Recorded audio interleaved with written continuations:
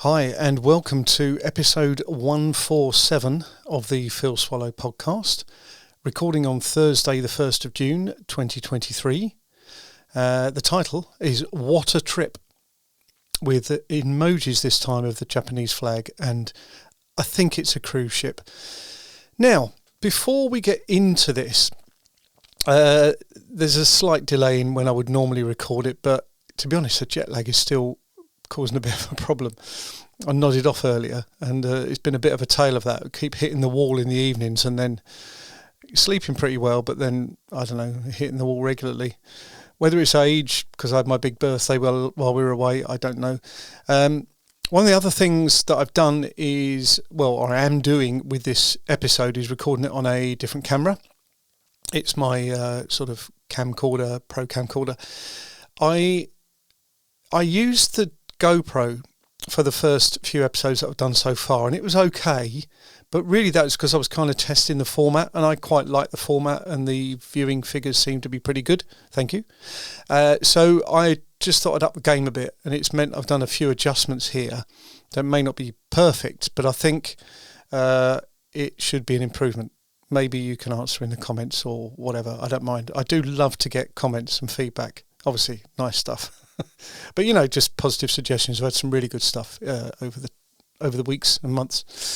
So, what a trip. Well, I'm going to probably cover this journey that we've just been on in a few episodes, because it's going to be the focus. Well, it has been the focus of so much building up to it, as you know from previous shows.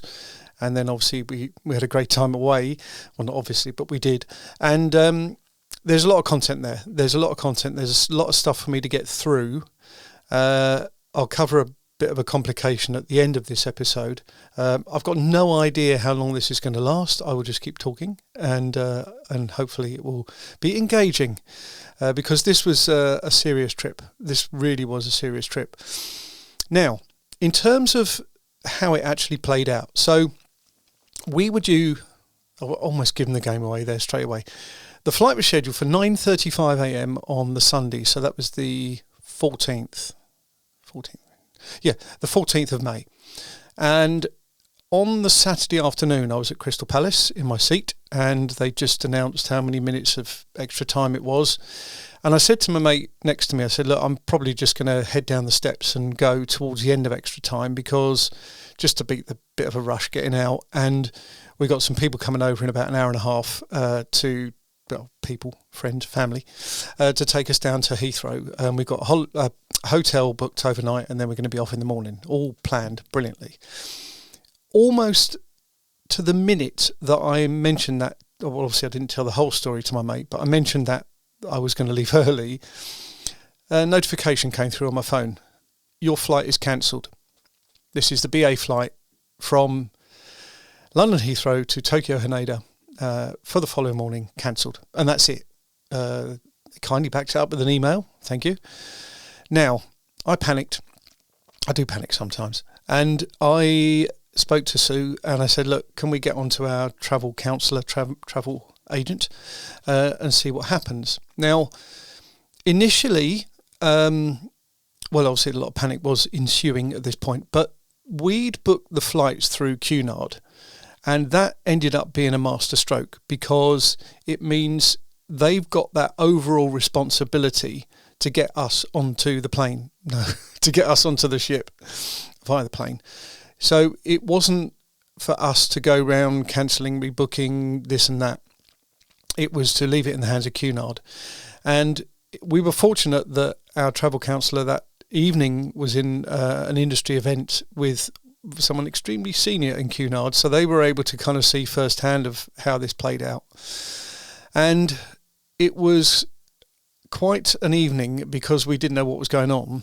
And prior to kind of absorbing the fact that it was down to Cunard to actually make make good for the booking and to get us onto the ship, I had all visions of us just losing the holiday and cancelling everything, and it would have been awful.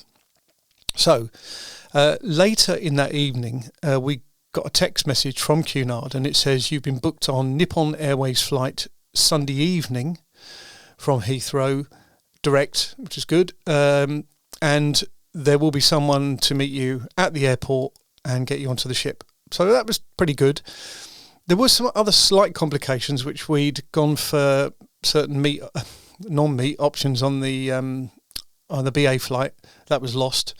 Pre-booked seats on the BA flight, that was gone. They were all paid for. So we've still got to follow up those things.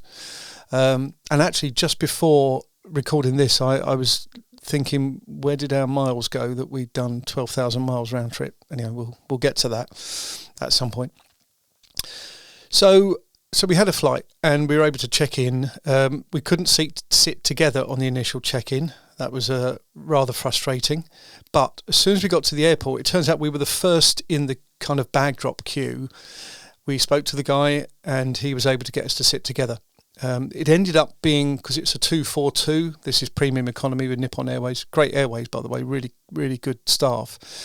So in the 242, there was the two, as you're facing the front of the plane, there was the two window and aisle seats, and then there was the four, which was a very nice lady, Sue, me, and it ended up being a blank seat next to me, so that was okay to a degree. Could use that space. And then I think there might have been one or two other empty seats dotted around.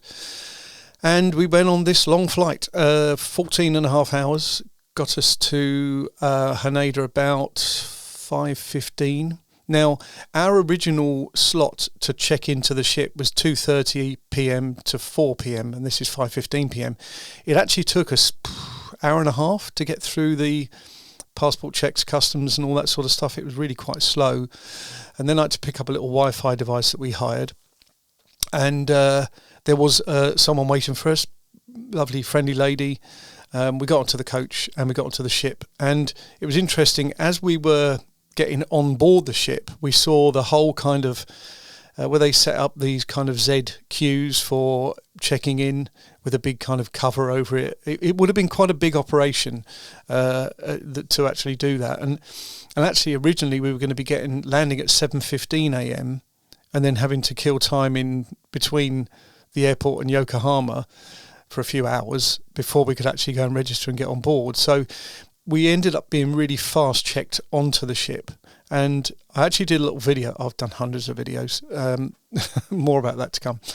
So we actually walked onto the ship at exactly 8 p.m, which is not bad really. I think they were due to sail 6:30, and it felt like we weren't on there long before we were actually moving.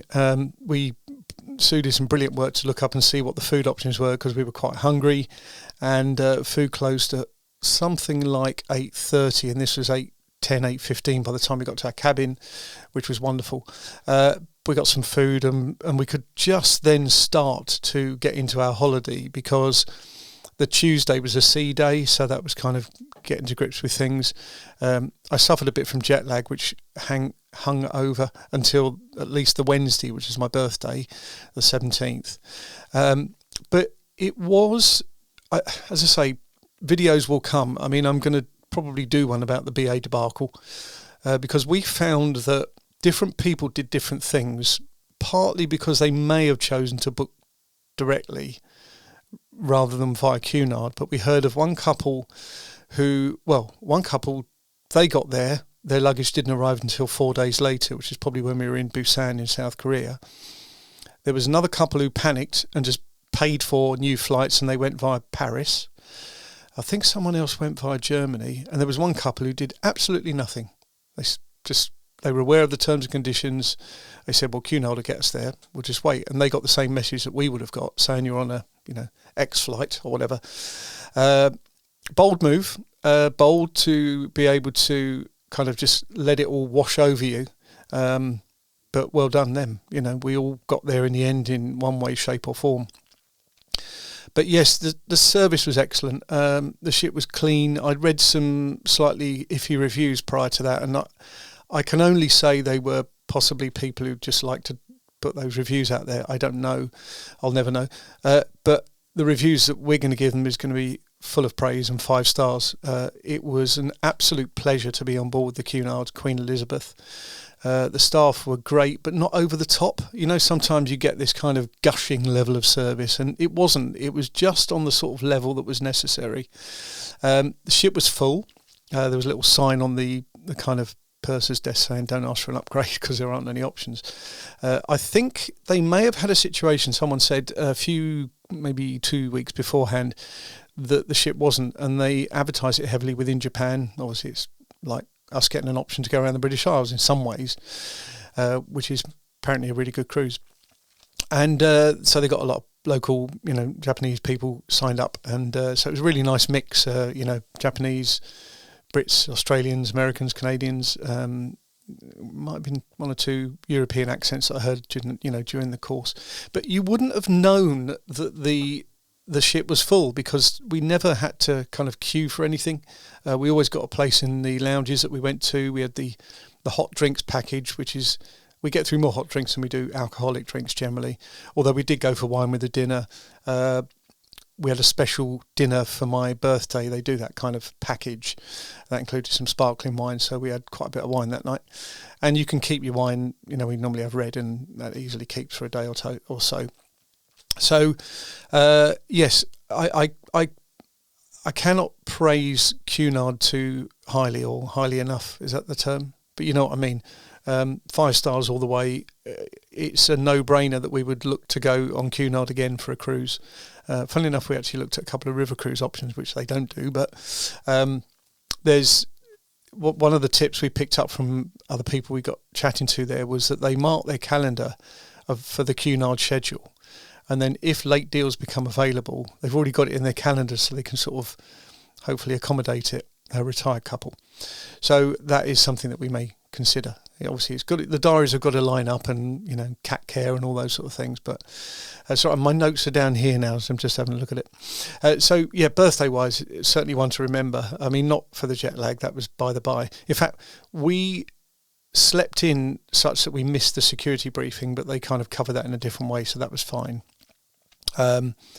Really looked after, fussed over on the birthday.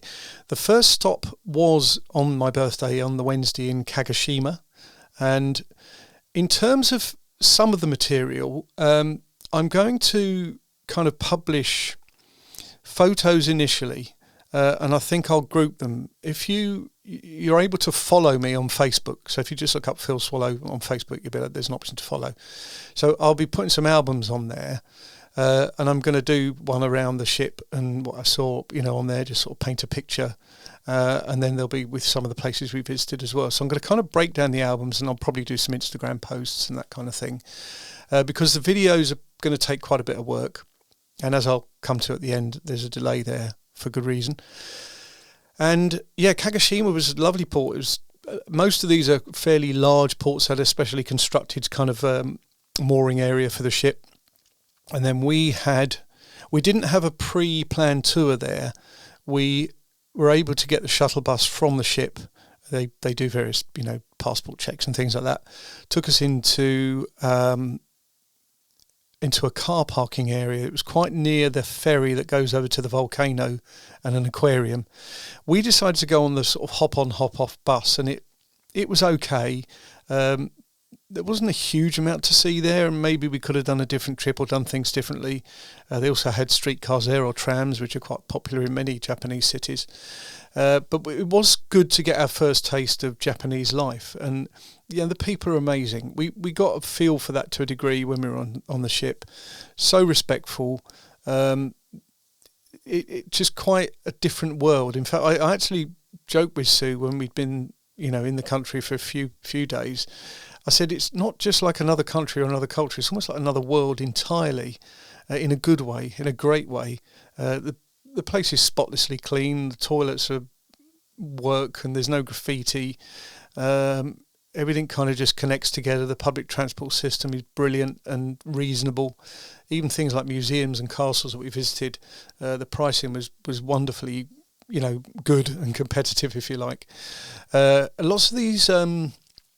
I'll cover this in my videos, but lots of vending machines. So you're never short of a cold drink, and there's a lot of cash still being used there, which is good as well. We carried enough cash with us. Brought some home actually from what we took. But yeah, we went for these cans of ice. But it wasn't really. It was cold coffee. It sounds terrible, doesn't it? Cafe au lait in a can, and they're about £1. You put in your yen. press a button, got change if needed. And these were everywhere. You know, it was almost every street or every other street corner there'd be one. You went down a street in a town or maybe a suburb of Tokyo, which was the latter part of the trip.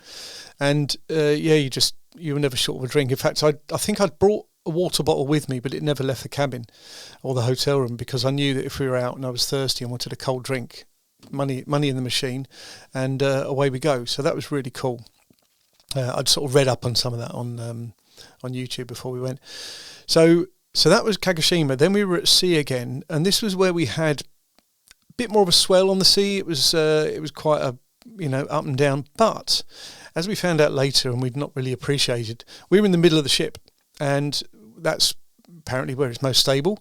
We certainly felt that. We never felt a great deal of kind of sway on the ship at all. Occasionally you might got a bit, nothing bad at all. In fact, just a sneak peek of when I eventually get to the Tokyo part of the trip in this podcast format, we had an earthquake. Well, Tokyo had an earthquake, or it was just outside, but we felt this in the last full day of the holiday, and the room was kind of going like this. The curtains were squeaking as they moved. The light was moving from side to side. And I think we had more movement in that sort of 30 seconds, which is quite a long period when you're in the 20th floor of a hotel. And that was the most movement we had in the whole trip. We never really noticed anything comparable to that being on the cruise, which is wonderful. And as I say, the most intensity that we had was this rather large swell when we were going to Busan, South Korea.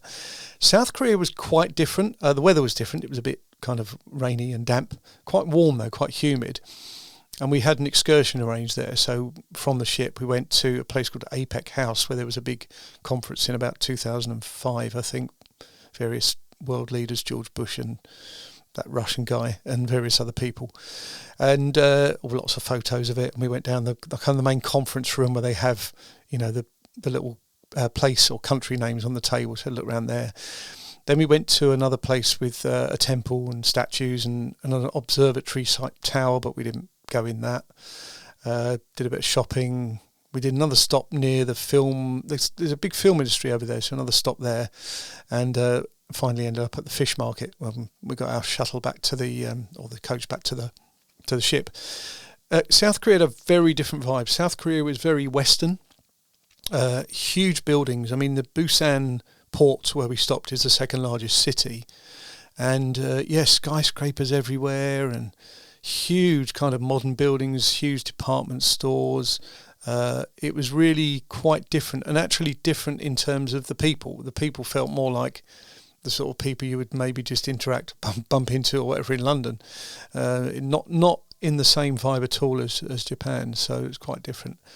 And I guess we'd bear that in mind if we went back to Korea again. I mean, perhaps go to Seoul or something, but we'll see. We'll see where that goes. We've already made our mind that we're going to go back to Japan. We'd like to see more of that, try the bullet trains, perhaps get to Mount Fuji, maybe Kyoto, Osaka, whatever, just get around some of these other areas. And, now we've tasted it, we want a bit more, which I think is probably one of the best tributes we can pay. So more to follow, basically. I'll cover a bit more about the trip, a bit more about the cruise and where we stopped in future episodes. I just wanted to kind of I'm coming back, welcome back to me, for this particular episode, number 147. But why has there been a hold-up? Well, I loaded up all the footage, photos, this and that onto my computer, and I'm going to briefly go technical, but it's fairly easy to follow. So I've got my computer, but I work off of external drives because there's so much data that I deal with that would just fill up the hard drive on the computer in no time. So I have a working drive, and it has a copy, and there's a copying program that runs every 2 or 3 hours to keep it kind of in sync. On top of that, it goes into the cloud. Anyway, the drive that it copies to, so the from is my main drive, 2 is the secondary drive, that's basically packed up, it's failed. It's out of warranty, I've tried everything. It's not a data loss situation in the sense that it's a copy of what I've already got on another drive and in the cloud. So remember about backing up. There's a 3-2-1 strategy about different locations and different discs. But it's a frustrating one. So what I've done is I've decided to buy another small fast disk for my day-to-day stuff, a working directory, working drive, 2 terabytes, and that's going to come very soon, this afternoon. But I've also bought a slightly bigger drive to replace the one that's failed, and that'll be how I'm going to spend my time in the next 2 or 3 days, just getting all my regular jobs up and running, making sure the data has gone across, as I would like it to, and only then I can really start working. Now, there's not a huge amount of risk because what I'm working on now is copied fairly quickly in the cloud. It almost looks, the job, Backblaze is the company I use, or the product I use, it almost looks for changes. I'm sorry if you're drifting off at this point, but there might be some people who want to hear this. It looks for changes pretty much all the time. So if I went out to put the kettle on, it would just do a quick kind of upload. So I'm going to spend my time initially working on the photos, as I mentioned, put them into albums, put them on my social media, maybe little video clips that I'll drop out just for social media. But the YouTube content will come along once everything is now fully settled. And obviously I've got time available, which is pretty good. There's not too much in the diary over the next couple of weeks and more. So I'm going to probably start with a Tokyo video. I'm going to do a video about the cruise and the experience itself. And within that, we'll cover some of the stops. Going to do that. That's the working assumption at the moment, because there's always a chance that, maybe I just do it purely about the ship only, and then I do a separate video about the stops. I haven't decided that element, and actually, if you build the video, you can cut and paste a bit within reason as to how you do it. But Tokyo is the first one I've decided. That's going to probably draw some appeal. The biggest video that I've got on my channel in terms of views is one that we did from LA to San Francisco, and I think yes, I'd always like to grow my channel. So if I'm doing content about a major European city, major Asian city, I read earlier today that Japan's got the 3rd biggest economy in the world. So, there's quite a few people might have some eyes on that. So it'd be my take on Japan. Recorded lots of stuff when I was out there, either on the phone or 360 camera. I've got loads of content, and it'll just be the art of how I edit to put it all together. So the local history stuff is on hold a bit. I might still do some shooting if things line up, but the editing focus will be on these travel videos for now, because travel has always been a big part of my channel. Travel and the local history and the local stuff. Kind of mix it up a bit, really. I did think once about having 2 different channels, but I've just kept it all together for now. It's more about, if you follow me, just bear in mind you might get different types of content. Oh, and occasionally the consumer rant videos, which is probably what the British Airways video will go into in terms of the category. So that's where I'm at. Some technical issues which I'm in the middle of resolving. It was an absolutely fantastic trip. If you ever get the opportunity to go. You won't regret it.